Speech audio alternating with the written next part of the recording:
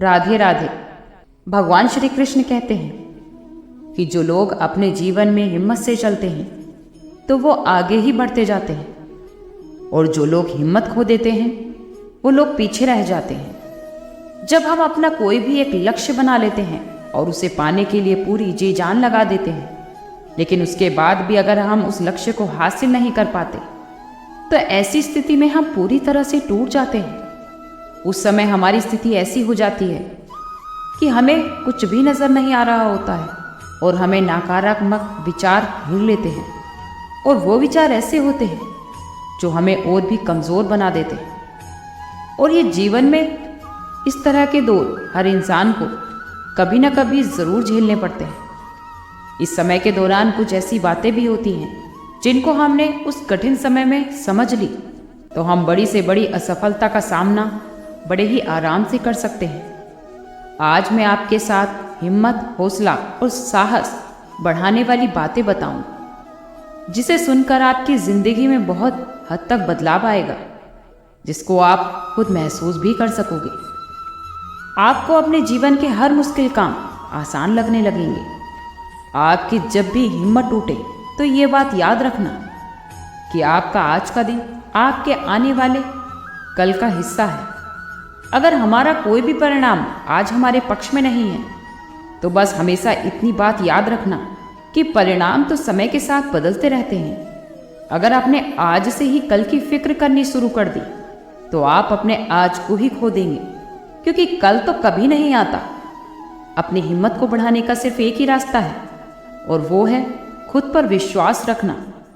क्योंकि अगर आप खुद पर विश्वास रखते हैं तो सफलता एक न एक दिन आपको ज़रूर मिलेगी। आपने अगर अपनी असफलता को स्वीकार कर लिया और खुद से ये वादा कर लिया तो आपके सामने सफलता खड़ी होती है। सफलता आपकी हिम्मत देखती है, और अगर आपके अंदर आगे बढ़ने की हिम्मत है तो सफलता भी आपकी झोली में खुद ब खुद आ जाती है। इसलिए हमेशा खुद पर भरोसा बनाए रखो, क्योंकि भरोसे पर ही ये दुनिया कायम है।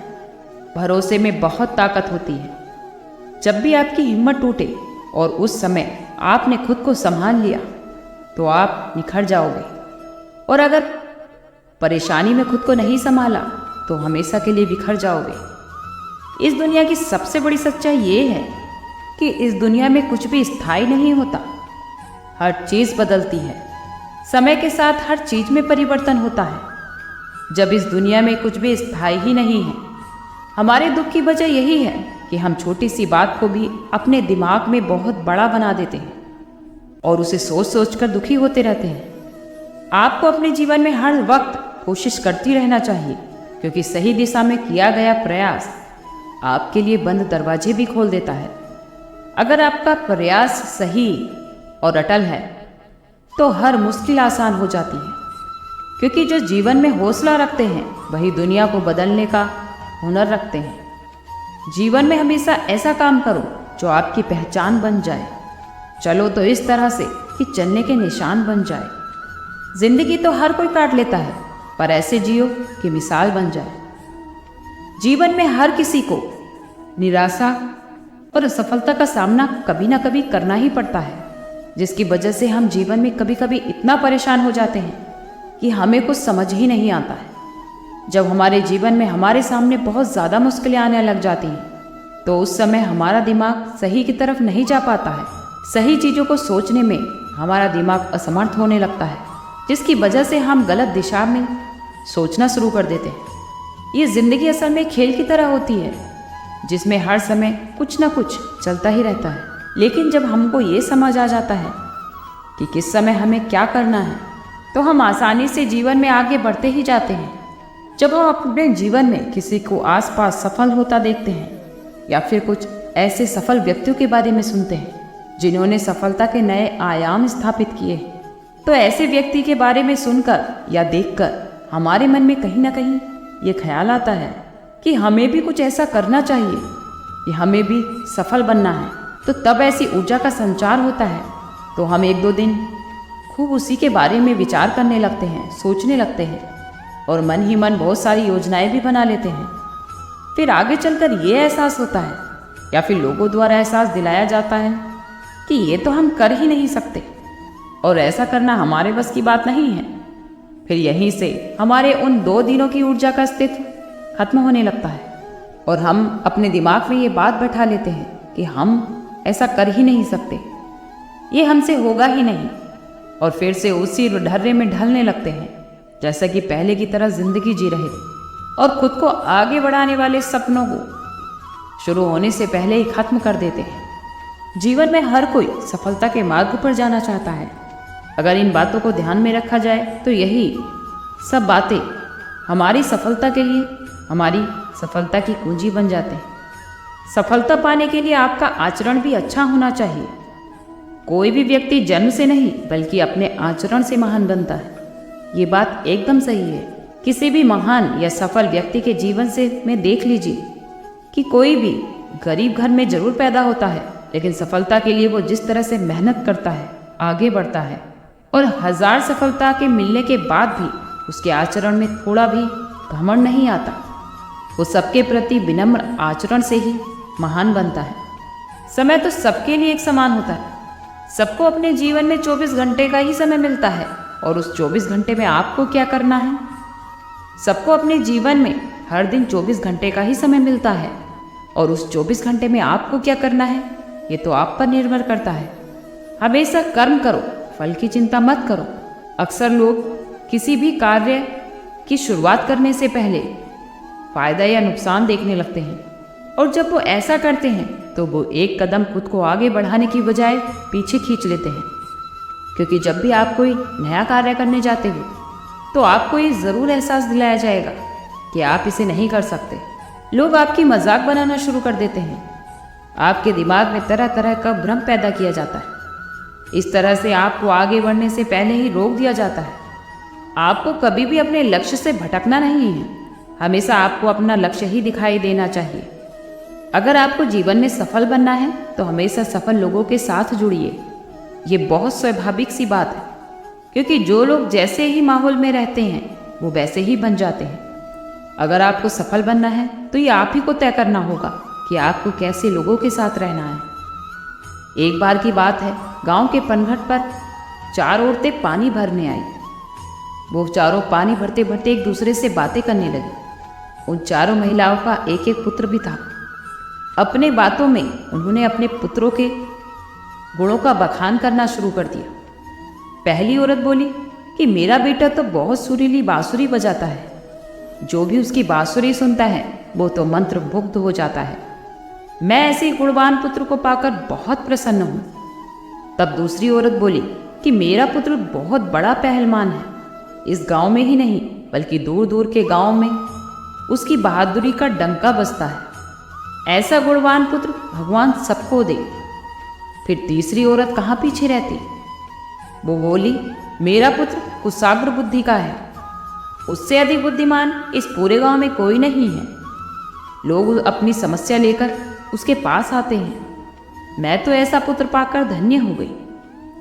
लेकिन चौथी औरत सबकी बातें सुन रही थी, लेकिन उसने कुछ भी नहीं कहा। उसे देखकर वो तीनों औरतें कहने लगी कि बहन तुम भी कुछ कहो ना, कि तुम्हारे पुत्र में क्या गुण है। कोई ना कोई गुण तो उसमें अवश्य ही होगा।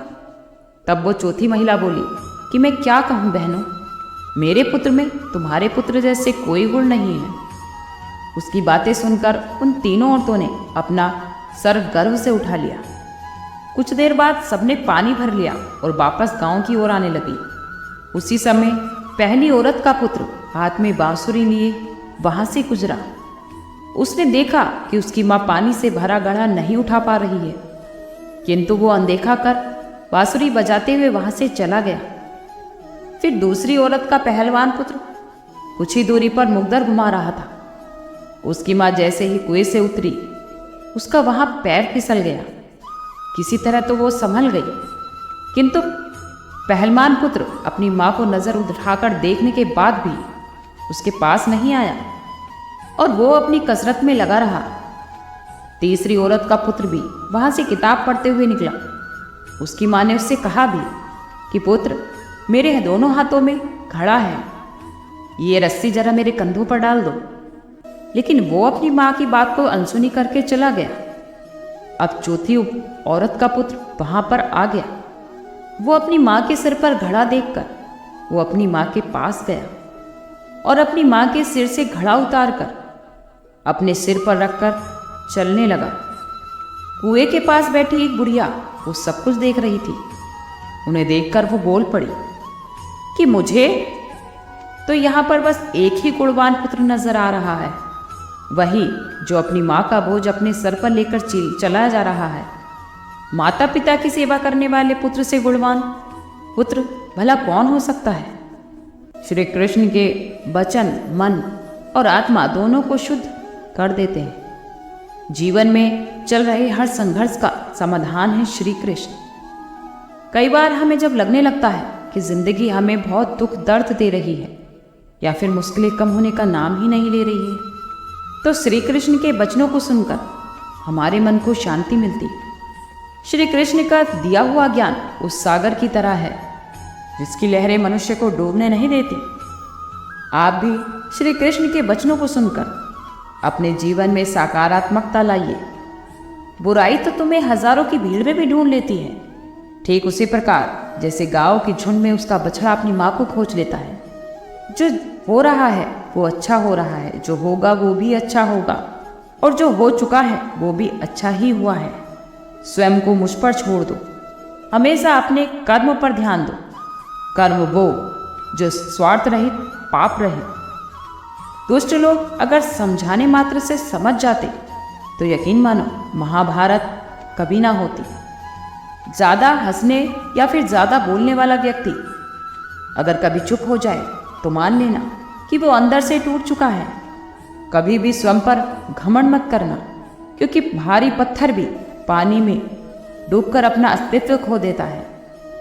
हमारे कर्म का हमारे धर्म से अधिक महत्व है, क्योंकि धर्म करके भगवान से मांगना पड़ता है, लेकिन कर्म करके स्वयं भगवान खुद ब खुद आपको सब कुछ दे देते हैं। कभी भी जीवन में अगर आप किसी को कुछ देते हैं तो उसके लिए अहंकार मत करिए।